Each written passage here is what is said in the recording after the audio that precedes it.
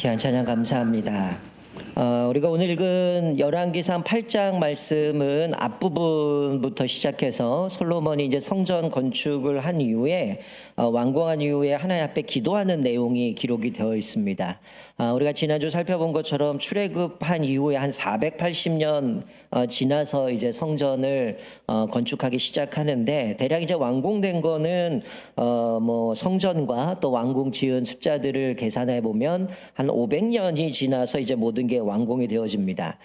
이 솔로몬이 가장 먼저 성전을 완공한 이후에 했던 일 중에 하나가 뭐냐면 이제 다윗성에 있던 언약궤를 옮겨오는 겁니다.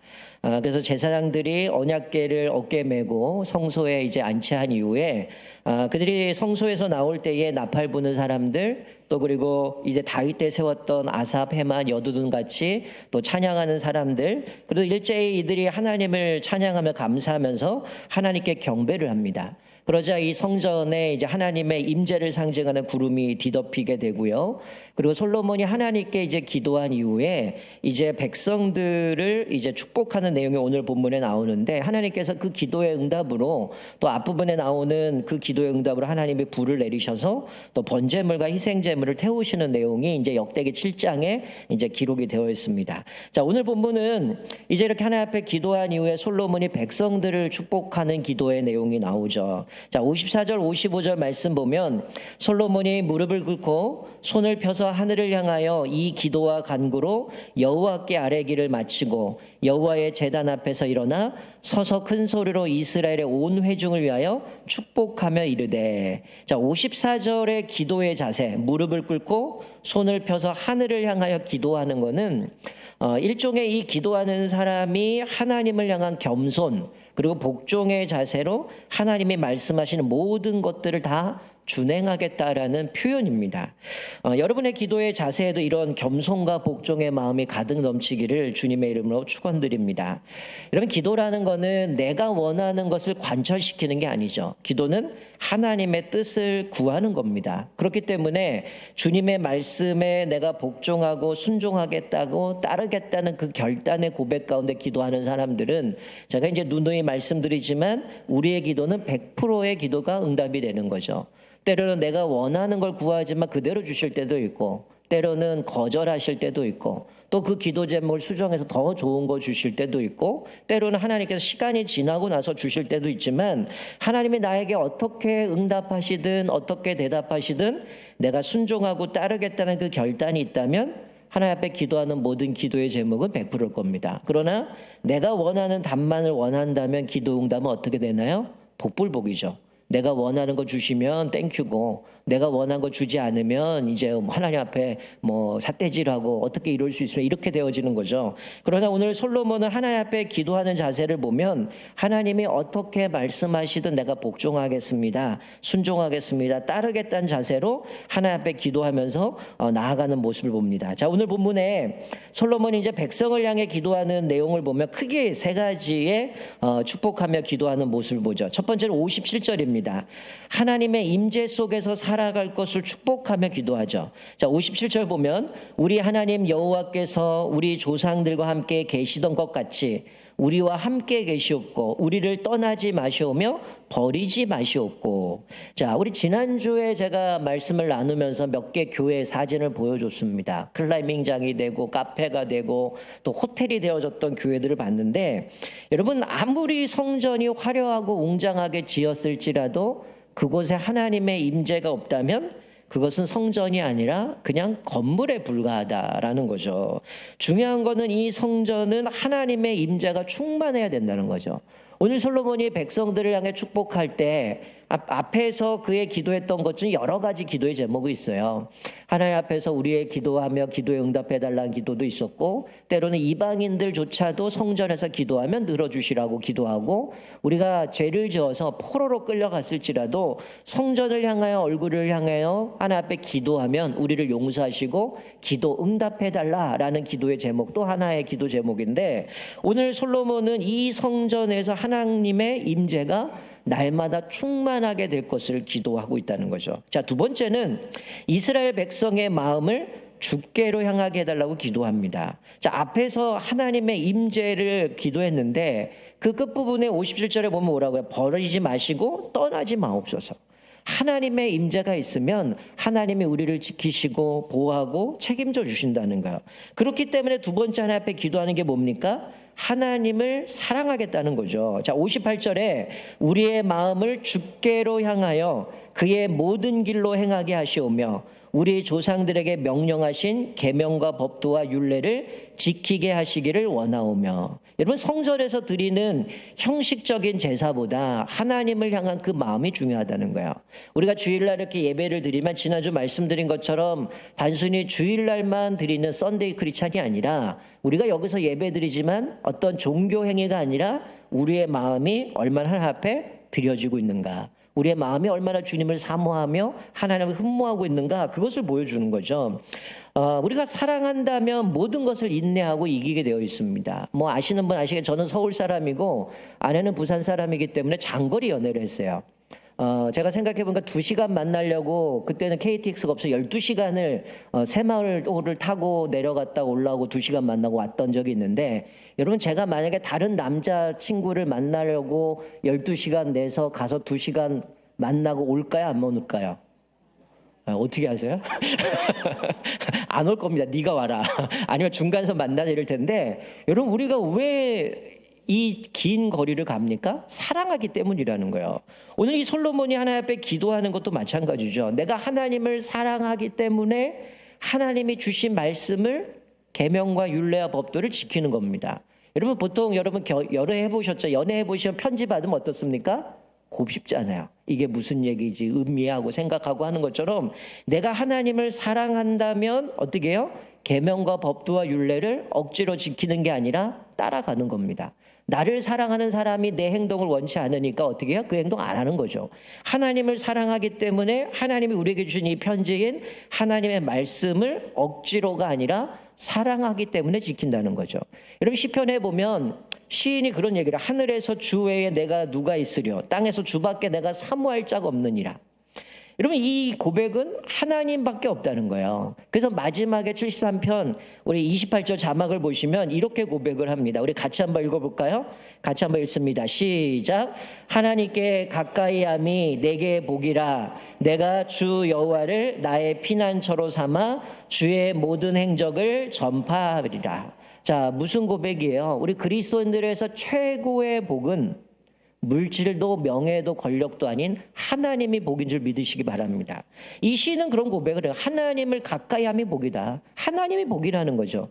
그분께 내가 피난처를 그분께 삼을 때 내 위기와 어려움과 문제 앞에서 하나님이 나를 버리지 아니하시고 포기하지 않으시고 하나님의 임재가 우리를 붙들어 주신다라고 말씀해 주고 있는 거죠. 여러분 그런데 이스라엘의 역사가 뭡니까? 그들이 이 성전에서 하나님을 섬겨야 되는데 그러지 못했다라는 거죠. 여러분 세 번째, 그래서 이 솔로몬이 기도하는 내용이 사실은 이미 이것을 하나님 앞에서 믿음으로 고백하는 거죠. 하나님만 섬기는 백성이 되기 위해서 기도합니다. 자, 60절 보면 이에 세상 만민에게 한 여호와께서만 하나님이시고 그 외에는 없는 줄을 알게 하시기를 원하노라. 자, 무슨 얘기입니까? 하나님을 흠모하는데, 하나님을 사랑하는데 다른 신을 섬길 수 있습니까? 섬긴다면 하나님을 사랑하는 게 아니죠. 하나님도 사랑하는 겁니다. 둘이 연애하는데 이 여인도 사랑하고 저 여인도 사랑하고 이 남자도 사랑하고 저 남자도 사랑한다면 이건 뭡니까? 사랑이 아니고 양다리고 불륜이겠죠. 결혼했다면.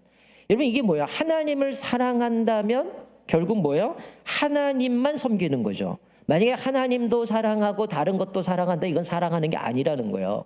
오늘 솔로몬은 이스라엘 백성들에게 하나님의 임재가 항상 있었으면 좋겠습니다. 그래서 우리를 버리지 않으시고 포기하지 않으셨으면 좋겠습니다. 그리고 우리의 마음이 하나님께로만 향해서 하나님을 흠모하고 사랑하기 원합니다. 그리고 세 번째, 오직 하나님만 섬겼으면 좋겠습니다. 이것으로 고백하는 거예요. 물론 이 고백 가운데는 어떤 말씀이 있어요. 하나님이 우리가 기도하는 기도를 항상 하나님께 가까이 있어서 그것들을 응답해 주셔서 우리의 삶에 하나님이 살아계심을, 하나님이 그 외에 없는 줄 알게 해달라. 즉 유일한 신이 하나님이실 드러내라는 거예요. 그런데 이스라엘 역사는 뭡니까? 하나님만 섬겨야 되는데 이 성전에서 뭐 한 거예요? 하나님도 섬기고 우상도 섬기죠. 바알, 아세라, 아스다롯, 몰렉 이런 신들을 섬기죠. 나중에 심지어 어떻게 됩니까? 하나님을 빼버리고 거기에 다른 신을 섬기는 장소로 둔갑해버리는 거예요. 여러분, 이스라엘의 역사는 그렇게 살다가 망한 인생 아닙니까? 여러분, 지난주 말씀드린 이 성경을, 오늘 이 열왕기를 주신 목적이 뭐예요? 왜 우리가 포로로 끌려가야 되는가? 왜 우리가 이런 비참한 삶을 살아야 되는가? 우리는 하나님의 성전이 있는 거룩한 선민인데 왜 우리가 이렇게 어려움을 당해야 되는가? 하나님 앞에 질문이 있었겠지만 그 질문의 답으로 주신 게 이 말씀이거든요. 니들이 그 성전에서 하나님의 임재를 사모하고 하나님을 향하여 마음을 돌리고 하나님만 섬긴 게 아니라 온갖 신들을 섬기고 심지어 하나님을 버렸기 때문에 그 결과로 너희가 지금 이런 비참한 삶에 놓여져 있음을 말씀해 주는 거예요. 우리가 이제 앞으로 살펴보겠지만 11장에 가게 되면 어떻게 돼요? 이 기록에 기도했던 솔로몬마저도 하나님을 망각해 버려요. 하나님을 떠나버립니다. 그래서 나라가 두 개로 갈라지는 거 아니겠습니까? 사랑하는 성도 여러분, 하나님만 섬기는 복된 인생 되시길 주님으로 축원드립니다. 뿐만 아니라 하나님만 섬기는 믿음의 가정 되시기를 주님의 이름으로 축원드립니다. 그 어떤 것도 우리를 책임져 줄 수 없고 채워줄 수 없다는 거예요. 여러분, 이스라엘이 출애굽을 하고 시내산 언약을 맺으면서 네가 내 말에 순종하고 복종하고 살아가면 나는 너의 하나님이 되고 너희는 내 백성이 될 것이다. 그러면서 십계명을 주셨어요. 그 십계명의 하나님은 어떤 분으로 묘사합니까? 질투하는 하나님으로 묘사합니다. 나를 사랑하는 사람은 내가 1000대까지 복을 주고 나를 미워하는 사람은 3, 4대까지 저주하겠다. 이 3, 4대는 대물림 된다가 아니라 우리가 예전에 우리나라도 뭐 한 가정을 보면 3, 4대가 같이 살았잖아요. 이 3, 4대라는 한 가정을 구성하는 인원입니다. 그런데 그거는 뭐야? 하나님을 사랑하지 않는 사람은 그 가문을 멸하시겠다는 건데, 그러나 하나님을 사랑하는 가정은 1000대까지 복을 주신다는 거죠. 여러분, 이사야 42장 8절 자막을 보시면 하나님은 질투하시는 하나님이기 때문에 이렇게 말씀해요. 자, 우리 같이 한번 읽어볼까요? 시작. 나는 여호와이니 이는 내 이름이라. 나는 내 영광을 다른 자에게 내 찬송을 우상에게 주지 아니하리라. 자, 뭐라고 말해서 하나님의 질투하신 하나님이기 때문에 나는 여호와니 이는 내 이름이라. 나는 내 영광을 다른 자에게 내 찬송을 우상에게 주지 아니하리라. 하나님이 받으셔야 될 영광, 하나님이 받으셔야 될 그 찬송을 우상에게 주는 걸 하나님 원치 않으신다는 거예요. 그래서 이사야서 1장부터 시작하는 내용이 뭡니까? 너희들 나한테 나와서 제사 드린 거 역겹다. 이제는 재물 가져오지 말고 이제 나한테 오지 말라는 거예요. 왜? 행위들은 하고 있지만 그 마음은 하나님에서 멀어졌기 때문에 하나님이 받지 않으시겠다라고 말씀하는 거죠. 자, 오늘 솔로몬이 이 세 가지를 축복 기도합니다. 항상 하나님의 임재가 있게 해주십시오. 우리의 마음이 하나님을 향하게 해주십시오. 그리고 우리가 하나님만 섬게 해주십시오 라고 기도했는데, 이것을 통해서 우리에게 주시는 교훈이 무엇입니까? 자, 우리 자막을 보시면, 자, 고린도전서 6장 19절 우리 같이 한 목소리 읽겠습니다. 시작. 너희 몸은 너희가 하나님께로부터 받은 바 너희 가운데 계신 성령의 전인 줄을 알지 못하느냐? 너희는 너희 자신의 것이 아니라. 자, 무슨 얘기입니까? 여러분, 우리를 성경에서 우리를 교회라고 이야기합니다. 교회는 뭐예요? 주는 그리스도시여 살아계신 하나님의 아들입니다는 이 베드로의 믿음의 고백처럼 믿음의 고백을 하는 성도들의 모임이 교회죠. 이 건물은 교회가 아니라 예배당입니다. 교회라고 하는 것은 성도들이 신앙을 고백하는 성도들의 모임이 교회예요. 그러니 사실은 우리도 교회가 되는 거죠. 예수님이 여기 말씀해 보면 너희는 하나님께로부터 받은 바, 하나님께 지음받은 거, 창조된 피조물이죠. 그리고 우리는 사도 바울이 고백한 것처럼 허물과 죄로 죽었던 우리들이죠. 비참한 인생이었고 마귀의 종노릇 하고 어떻게 보면 마귀의 꼬복 역할하는, 어떻게 보면 아주 비참하고 살 가치도 없는 진노의 자식이었는데 예수 그리스도의 십자가의 죽으심으로 죄로 인하여 허물과 죄로 죽었던 우리들을 하나님이 살리시죠. 그래서 우리를 하나님의 백성으로 삼아주셔요. 그리고 예수님이 승천하신 이후에 약속하신 보혜사 성령님을 보내주셔서 우리 안에 내주하시고 우리 몸이 성령이 거하시는 전으로 세워주셨다는 거예요. 사도 바울이 계속해서 그의 서신서에서 뭐라고 말씀하냐면 우리 몸을 하나님이 기뻐하신 거룩한 산 제사로 드려라. 또 하나님이 거하시는 성전을 지어져 가야 된다라고 말씀합니다. 우리가 그것과 상같한다면 오늘 이 솔로몬의 축복의 기도의 제목은 과연 그러면 우리는 어떻게 살아가야 되는가와 연결되어지죠. 어떻게 살아가야 됩니까? 우리는 이 주일날만이 아니라 365일 동안 하나님의 임재 가운데 살아가야 되죠. 하나님의 충만한 임재 가운데 살아가야 돼요. 여러분, 그와 같은 인생이 아니잖아요. 그러니 내가 뭔가 어려움이 있을 때, 문제가 있을 때 내 아버지께 상의하는 것처럼 우리는 하나님께 묻습니다. 하나님, 이 문제가 어떻게 됩니까? 이 고난 속에서 내가 어떻게 극복해 가야 됩니까? 하나님, 내가 지혜가 없는데 지혜를 주옵소서. 하나님 앞에 묻고 하나님의 그 힘으로 살아가야지, 내 힘으로, 내 머리로, 내 방법으로 해결하는 인생이 아니라는 거죠. 우리의 아버지 되신 하나님의 충만한 임재 가운데 살아가면 사실 우리가 세상 가운데 살아갈 때 빌빌거리며 살 필요가 없어요. 당당하게 살아갈 수 있죠. 여러분의 꼬맹이 아이들이 어릴 때 보면 잘 티격태격 싸우잖아요. 내가 세다, 네가 세다, 아니다, 우리 아빠 힘이 세다, 막 이러고 싸우는데, 이 아이가 힘이 별로 없는데 어느 날 갑자기 어깨에 힘줄 때가 있어요. 언제입니까? 아버지가 뒤에 딱 서 있을 때. 그럼 얘는 배는 게 없죠. 우리 아빠가 최고니까. 예. 마찬가지예요. 하나님이 나와 함께 하시고 나의 임재 가운데 늘 동행하신다면, 그 솔로몬의 기도가 하나님, 나를 버리지 마시고 포기하지 마시고 하나님의 임재 가운데 살게 해주십시오 라는 고백 가운데 살아간다면 내가 두려울 게 뭐 있습니까? 아까 시편에 보여준 것처럼 나의 피난처로 삼아 하나님의 행하신 모든 일들을 내가 선포하리로다.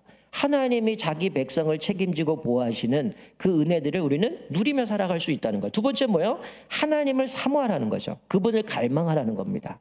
여러분, 우리가 주일만이 아니라 사도 바울의 고백은 너희들의 삶을 하나님의 기뻐하신 거룩한 산 제사로 드리란 얘기는 우리가 매일매일 삶 속에 하나님의 사랑을 갈망하고 사모하고 믿음으로 살아가는 거죠. 여러분, 특별히 이 가을에 여러분이 더 뜨겁게 주님의 말씀을 사모하시고 더 뜨겁게 주님 앞에 기도하는 그런 믿음의 삶을 살았으면 좋겠어요. 내가 주님을 만났던 첫사랑들의 감격과 기쁨이 회복되셨으면 좋겠고, 또 내가 주님 앞에 처음 기도를 했는데 그 기도의 응답을 받았던 그 기쁨이 다시금 내 안에 온전히 회복되기를 주님의 축원드립니다. 여러분, 어느 순간부터 우리는 사실은 모든 게 익숙해져 가면서 이게 당연하다라고 생각해 버린다는 거죠. 여러분, 사실 우리가 찬양으로도 고백하지만 내가 살아가는 모든 것은 사실 하나님의 은혜잖아요. 당연한 게 없잖아요.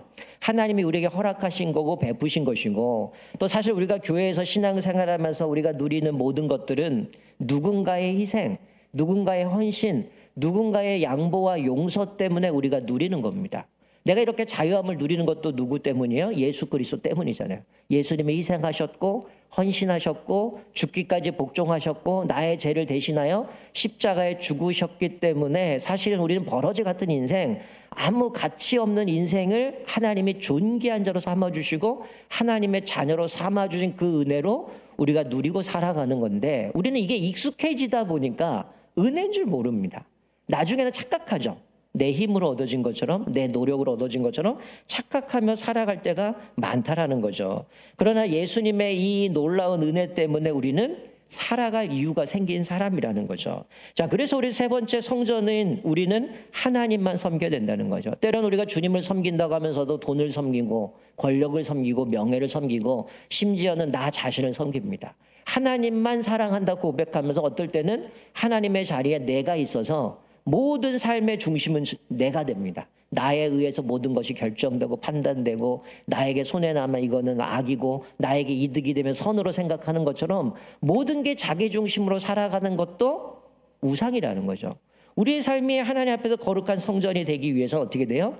날마다 하나님만 섬기고 내 삶의 모든 것이 하나님 앞에 초점이 맞춰져야 되는 거죠. 자, 오늘 본문 말씀에 솔로몬이 기도한 이후에 이제 이 축복의 기도를 마친 후에 하나님께 제사를 드립니다. 그런데 너무 재물이 많아서 성전의 놋제단만으로는 충분하지 않았기 때문에 성전의 뜰을 거룩하게 합니다. 그래서 임시 제단을 만들어서 거기서 제사를 드려요. 자, 그런데 오늘 본문 말씀에 보면 그 드린 제물이 얼마나 많습니까? 소가 22,000마리, 양이 12만 마리입니다. 여러분, 우리가 솔로몬이 하나님 앞에 지혜를 구했던 그것으로 돌아가면 솔로몬이 하나님 앞에 드렸던 게 뭐예요? 1,000번제, 송아지 1,000마리를 드리잖아요. 근데 오늘 드린 이 예물은 그것과 상상도 못한 엄청난 제물을 드리죠. 자, 오늘 본문에 약간 오해가 있으실 텐데, 자, 7일과 14일을 절기를 지냈다라는 건데 무슨 얘기냐면 7일 동안은 성전을 봉헌하면서 봉헌식을 드린 거고요. 그리고 그때가 장막절이기 때문에 7일을 봉헌식하고 7일 동안 장막절을 지키는 겁니다. 그러니까 절기를 지키는 거죠. 그래서 이들이 오늘 본문 말씀해 보면 이제 뭐 솔로몬이 8일째 돌려보냈다는 얘기는 14일째 되는 날 돌려보냈다는 얘기고, 그래서 하맛 어기에서 애굽의 강까지, 이건 지난번에 말씀드린 것처럼 솔로몬 때 회복이 되어져서 더 넓어져서 그들의 영토를 이야기하는 것처럼 이 땅에 있는 많은 사람들이 모여서 하나님께 감사로 절기를 지키고 봉헌식을 드리기 위해서 이들이 왔다라는 거예요. 그런데 이들이 드렸던 이 제물을 보면 솔로몬이 드렸던 1000마리의 송아지보다 더 많은 제물들, 어마어마한 제물을 가져왔기 때문에 이 놋제단으로는 부족했기 때문에 그 뜰을 거룩하게 구별해서 거기서 하나님 앞에 제사를 드리죠. 그리고 이들이 솔로몬을 축복하고 다윗이 베푸셨던 은혜를 주신 건 감사하면서 그들이 떠나가면서 어떻게 합니까? 베푸신 은혜로 말미암아 각기 즐거워하며 돌아갔다라고 말씀합니다. 여러분, 하나님께 드림이 기쁨이 되시길 주님의 이름으로 축원드립니다.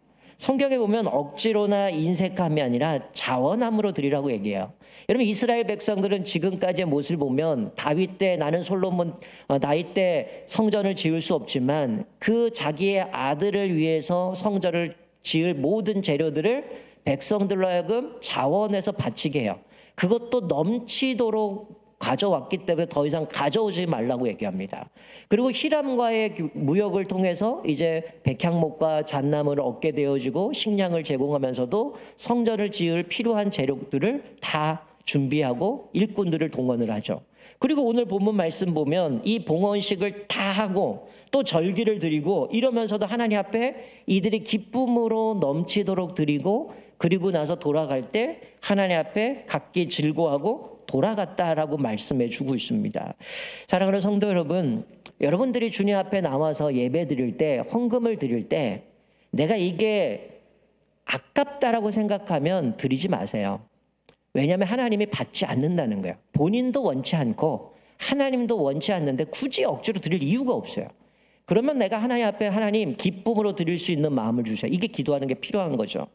여러분, 성경의 수많은 부분부터 우리에게 모든 것들을 기쁨으로 자원으로 드리라고 얘기합니다. 여러분, 좀 직설적으로 얘기하면 우리가 이제 뭐 나라 자체적으로 어디 사회적인 뭐 복지 부분에 있어서 언제부턴가 우리가 기부금 영수증을 떼기 시작했어요. 그러다 보니까 사람들이 착각을 합니다. 내가 마치 헌금을 드리는 것이 하나님께 기부하고 교회에 기부한 거로 착각해요. 그러니까 어떤 생각이 드냐면 본전 생각이 나는 겁니다. 내가 이렇게 기부했는데, 내가 이렇게 투자했는데 왜 하나님 나한테 이거 안 해줍니까? 왜 나에게 응답 안 해줍니까? 왜 내 인생 성공하지 않습니까? 이러다 보니까 어떤 생각이 들어요? 보상 심리가 생기는 거예요. 하나님, 내가 이렇게 드렸는데 왜 나한테 안 해줍니까? 여러분, 제가 1000번째 말씀드렸죠. 솔로몬이 1000마리 드리면 그 조건으로 나에게 뭔가 왕권 강화시켜주고 주변 나라가 다 나한테 꾹 엎드리고 이거 목적으로 드렸습니까? 아니잖아요. 하나님을 사랑하기 때문에 드렸어요. 하나님을 사랑하겠다고, 그리고 하나님 앞에서 내가 이 율법대로 지키고 살겠다는 고백 가운데 하나님 앞에 드린 거죠. 여러분, 우리가 헌금을 왜 드립니까? 이거 드리면 마치 복제처럼 내 인생 잘 되고 내 자녀 잘 되고 사업이 잘 되기 위해서 드립니까? 이렇게 드린다면 의도 자체가 잘못된 거예요. 그건 기복신앙입니다. 우리가 하나님 앞에 드리는 이유는 뭐예요? 허물과 죄로 죽었던 버러지 같은 인생, 살 가치가 없는 우리 인생을 예수 그리스도를 통해서 우리를 구원해 준 그 은혜가 크기 때문에 드리는 거예요. 지금 여러분들이 누리고 살아가는 모든 건 다 뭐예요? 하나님이 주신 거잖아요. 여러분, 태어날 때 들고 온 사람이 있습니까? 하나님이 주신 거예요. 누군가의 희생과 헌신과 그들의 수고를 통해서 얻어진 것을 하나님의 은혜로 누리는 겁니다. 그리고 성경에 뭐라고 얘기해요? 우리가 물질을 내가 열심히 노력하고 일을 해서 벌은 돈이라고 생각하지만 그 벌 수 있는 힘과 능력을 주신 것도 하나님이라고 얘기하는 거예요. 그러니까 사실 우리가 갖고 있는 거는 내게 아닙니다. 그래서 우리는 청직이라고 얘기하는 거죠. 우리가 하나님 앞에서 우리가 이렇게 하나님 앞에 정말로 기쁨으로 드리는 사람이라면 사실은 내가 이걸 드리고 나서도 아까움이 없는 거죠. 어떨 때는 하나님, 내가 더 드리고 싶은데 이것밖에 없어서 하나님 앞에 죄송한 마음이 드는 거죠. 하나님 앞에 이런 감사의 마음, 은혜가 크다면 어떤 마음이 들까요? 물질뿐만이 아니라 내 시간도, 내 인생도 내 삶도 하나님 앞에 기꺼이 드리는 겁니다. 여러분 사실 우리가 맨날 시간이 없다고 얘기하잖아요. 근데 사실 따져보면 어때요? 남자분들은 새벽에 축구한다면 그 시간에 일어납니다. 그렇잖아요. 여자분들은 드라마 재밌는 것은 그거 예약하잖아요. 그 시간 되면 야 오늘 올라왔어. 그거 올라왔으니까 보자. 이거 시간 찾아가잖아요. 근데 유독 하나님 앞에 예배 드리는 것, 헌신하는 것, 봉사하는 것 보면 다 바쁘대요. 결국 보면 자기 건 다 합니다. 하나님은 우선순위에 밀려버린 경우가 많아요. 오늘 이 솔로몬 앞에 나왔던 백성들, 솔로몬들 다 어떻습니까? 하나님의 은혜가 컸고 감사가 크고 하나님의 사모함이 있었기 때문에 그들이 자원함으로 주님 앞에 나와 예배드리는 거고 헌신하는 거고 그렇게 예물을 드리면서 주님 앞에 헌신하며 살아가는 모습을 보게 되어지는 거죠. 그래서 이 기쁨과 감격과 사모함이 있는 사람들 어떻습니까? 하나님이 나에게 어떤 말씀을 주시든 순종하는 거예요. 때로는 하나님이 나에게 죄를 물으실 때도 있고 책망하실 때도 있고 교정하실 때도 있지만 그 말씀 앞에 순종함으로 또다시 그 말씀을 듣고 하나님이 나로 하여금 더 성장하길 원하는구나, 더 바뀌길 원하는구나. 그것 때문에 또다시 주님 앞에 순종함으로 기쁨으로 또 한 주간도 그 말씀에 순종하며 살아가도록 달려갈 수 있는 힘을 주시는 모습을 보게 됩니다. 그러기 위해서 우리가 어떻게 되는 거예요? 성전이 돼야 되는 거죠. 늘 하나님의 임재 가운데 거해야 되고 우리의 마음이 하나님께 향해야 되고 그리고 하나님만 사랑할 때 하나님 앞에 예배드린 것이 기쁨이고 내가 시간이든 물질이든 내 인생을 드리는 것이 기쁨이고 내가 하나님 앞에 쓰임받는다라는 것도 기쁨이 되어지는 것을 다시 한번 깨닫게 되어집니다. 우리가 오늘 말씀을 기억하면서 내 삶에 특별히 이 가을에 더 뜨겁게 주님을 사랑하고 정말 찐 사랑, 하나님 앞에서 형식적이고 가식적인 예배가 아니라 정말 오늘이 마지막인 생각 가운데 하나님 앞에 아주 뜨겁게 주님 앞에 드려지고 또 말씀을 사모하시고 그 말씀대로 순종하려고 애를 쓰고 더 뜨겁게 기도함으로 인하여서 오직 하나님만 섬기는 우리 모든 가정들 또 우리 모든 천산중앙교회 모든 식구들 또 우리의 모든 인생 되시기를 주님의 이름으로 축원드립니다. 아멘. 우리 다 같이